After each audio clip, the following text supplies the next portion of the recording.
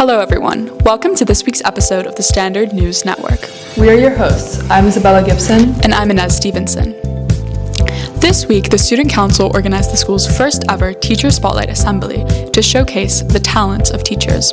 Teachers from various departments put on 4 musical performances for students during Conference Time B in the school center. Oh, I was incredibly nervous. Yeah, Miss Thompson and I were talking about how nervous we were going on stage, and how lucky I felt to have a guitar behind or in front of me, where she just had the microphone. But it's crazy. I think as soon as you just kind of suspend that nervousness and recognize you're just going to go with the song, everything's going to be okay.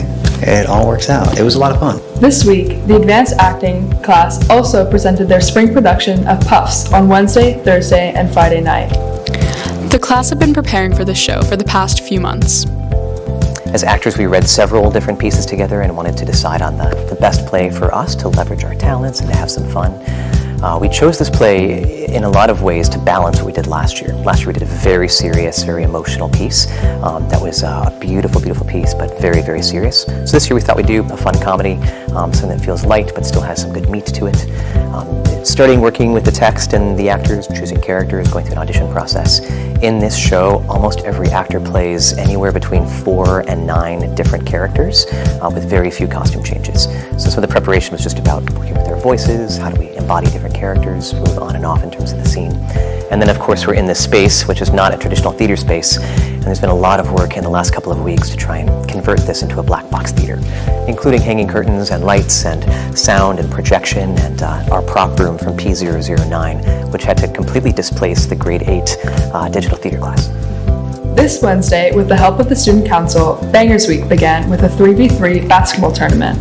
Students Shelby Yowzi, Konstantinos Perodas, and Alp Tekin won the tournament. The Student Council also set a goal at the start of this week to raise £900 through bake sales to bring back bouncy castles to Bangers and Bash. The goal was achieved on Wednesday. I played no part in it. It was a student initiative. The original plans, it was agreed upon that we weren't going to do the bouncy castles. Everybody had the plan set, and the Student Council had already set the budget, so we were like, well, if you want the bouncy castles, then make it happen. And so the kids really wanted it, so they made it happen. And I was impressed with how quickly they raised the money, and it's raised. So we now have bouncy castles.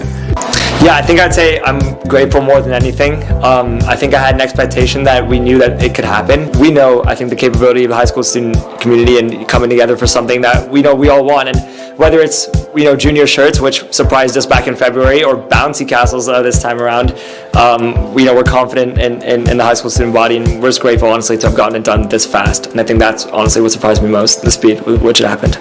That's all for SNN this week. I'm Isabella Gibson. And I'm Inez Stevenson, reporting.